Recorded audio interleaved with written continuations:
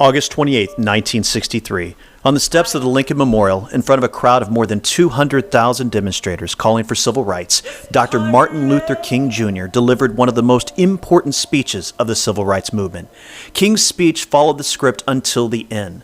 Then, an American gospel singer by the name of Mahalia Jackson caught Dr. King's attention when she shouted out as if she were in a church service. With her deep contralto voice, Dr. King heard Jackson say, "Tell them about the dream, Martin." Dr. King paused and improvised some of his most recognizable words today. I still have a dream. Today, a plaque on the steps of the Lincoln Memorial marks the spot where Dr. King said those immortal words, "I have a dream." And Mahalia Jackson is remembered as one of the most important gospel singers of all time. Her rendition of "There is a Balm in Gilead" is often cited as one of the most influential songs of the civil rights movement.